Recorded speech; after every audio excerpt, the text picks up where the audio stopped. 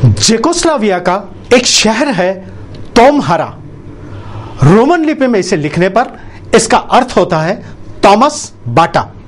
इस शहर के थॉमस नामक व्यक्ति ने फुटवेयर का व्यवसाय पुश्तैनी किया।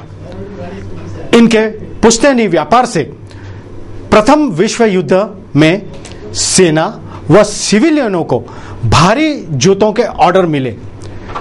थॉमस बाटा परिवार ने सन 1894 में बड़े पैमाने पर उत्पादन करते हुए इस लघु उद्योग को, गृह उद्योग को बड़े उद्योग में परिवर्तित किया। चेकोस्लोवाकिया पर जर्मनी हावी हुआ और बाटा को अपना जूता उद्योग समेटकर कनाडा ले जाना पड़ा। तभी से बाटा उद्योग का विदेशी मुख्यालय स्विट्जरलैंड में और भारत का कोलकाता में स्थापित हुआ। अपनी उत्तम गुणवत्ता तथा कीमत लिखने के करिश्मे से बाटा का नाम जन सामान्य में चर्चित हुआ। आपको ध्यान होगा बाटा प्राइस यानी 96 रुपए 95 पैसे। चेकोस्लोवाकिया की दो ही वस्तुएं भारत भर में प्रसिद्ध हुई, पहला बाटा का जूता और दूसरी जावा फटफटी।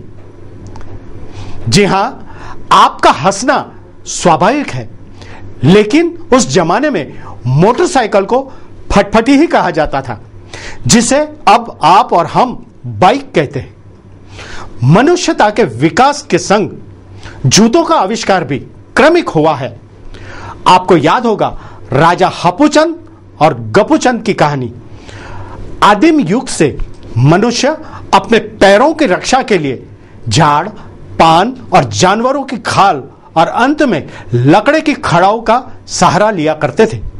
लंबी किंतु धीमी और निश्चित विकास यात्रा आज बढ़िया किस्म के जूते चप्पलों पर स्थगित हुई है। कभी रुपए 2 रुपए में मिलने वाले चरण सेवक यानी जूते आज हजारों में बिक रहे हैं। जनता ब्रांडेड फुटवेयर के लिए Bata, Red Chief, Action, Woodland, Lancer, Adidas और नाइकी जैसे ब्रांडेड कंपनी की ओर दौड़ पड़ी है। चरण सेवा में लीन यानी फुटवेयर व्यवसाय में बाटा रोजाना 1 लाख फुटवेयर बेच पा रही है। करोड़ों का व्यापार है और लाभ भी करोड़ों का है। अब राम जाने इन फुटवेयरों की निर्मित वे स्वयं कर रहे हैं या बाहर और कहीं करा रहे हैं, ये तो वही जाने और भगवान जाने।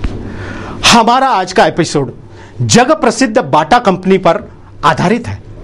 ध्यान रहे, हमारा प्रयास कंपनी की साख को बट्टा लगाने का कतई नहीं है, किंतु इन बड़ी कंपनियों के नासमझ, लापरवाह और गैर जिम्मेदार कर्मचारी अपने व्यवहार से कंपनी की साख को कैसे मटिया मेल करते हैं, यह बताना है। हमारे इस लोकप्रिय कार्यक्रम का नाम है लूट की खुली छूट। जी हां, लूट की खुली छूट। इसके पूर्व एपिसोड में महानगर पालिका के आयुक्त श्रीमान सोना साहब का धृतराष्ट्रीय प्रेम, जनता की तकलीफें आपने देखी, बहुत सराही, हमारी हौसला अफजाई की। हम आपका आभार व्यक्त करते हैं। अब आप ही बताइए, तीखी प्रतिक्रियाओं को अगर हम आप तक नहीं पहुंचाएंगे तो और कौन पहुंचाए। सर्वप्रथम ब्रांडेड माल खरीदने वालों से मैं कह देना चाहता हूं, जब तक आपको ईमेल, वेबसाइट, कंप्यूटर का ज्ञान न हो, तब तक ब्रांडेड वस्तुएं न खरीदें। यह आपके लिए लाभदायक सिद्ध नहीं होगा, क्योंकि सारे ब्रांडेड कंपनियों के मुख्यालय हमारे अपने गांव में तो होते नहीं। शिकायत करने जाने पर हजारों का खर्च पल्ले पड़ता है। आप भले ही अपने शहर के राव होंगे, लेकिन इन कंपनियों के लिए आपकी गणना आंगड़ू बांगड़ू से ज्यादा नहीं होती। आपकी शिकायतों पर हजार बहाने बताकर और कोई हसीन सा नुक्ता निकालकर आपको टरका देने का विधिवत प्रयास होता है। कंपनी की पॉलिसी, कानून, कायदे, नियम की दुहाई देते मामला फ्रिज में डाल देते हैं। अरे जिसका नमक खाते हैं उसी से बेईमानी करते हैं, उसी मालक को नुकसान पहुंचाते हैं। आइए आपको एक ऐसी ही सत्य बात से अवगत कराते हैं। हमारे एक स्थानीय मित्र ने बाटा कंपनी फोर्ट मुंबई से दिनांक 22 जनवरी 2011 को रुपए 1399 रुपए में एक जूता खरीदा। मुंबई से अमरावती केवल 12 घंटों के ट्रेन सफर में यह जूता हमारे अर्थतंत्र के माफिक जवाब दे गया। इस पर लगी वेलक्रो की पट्टियां दगा दे गई केवल 12 घंटों में, वह भी गारंटी पीरियड में। है ना आश्चर्यजनक? और इससे ज्यादा मजेदार बात तो हम आपको अब बताते हैं। अमरावती में बाटा कंपनी की दुकान पर हमारे मित्र ने जाकर जूता बदलने विनंती की। जवाब मिला, it is matter of Mumbai shop, we are helpless, if you want to repair it we can, but for that you have to pay ₹40। इन बड़े शोरूम वालों को जब तक अंग्रेजी किताब फाड़ते नहीं तब तक मजा नहीं आता, तब तक इनमें सुपीरियरिटी कॉम्प्लेक्स ही डेवलप नहीं होता। अरे पैदा हिंदुस्तान में हुए लेकिन हिंदी से इन्हें बला की चीड़ है। हमारे मित्र ने दिनांक 24 फरवरी को जूता रिपेयर करने दिया और मार्च 1 तक यह जूता रिपेयर नहीं हुआ। हमारे मित्र का नाराज होना लाजमी था। सन 1930 के दशक में अमरावती के जवाहर रोड पर स्थापित बाटा कंपनी का शोरूम अब राजापेट पुलिस स्टेशन के सामने है। हमारे मित्र ने स्वयं वहां जाकर बात की। वहां के कर्मचारी ने डिस्ट्रिक्ट मैनेजर नागपुर से बात करवाई। वे मैनेजर साहब भी नियमों की दुहाई देते रहे, अपना ही राग आलापते रहे, go to Mumbai, send email, surf website और न जाने अंग्रेजी में क्या क्या कहते रहे। अरे भाई, रुपए देके तेरा जूता खरीदा है, जरूरी नहीं है मुझे अंग्रेजी आता हो। काय को फोकट में इंप्रेशन मारता है।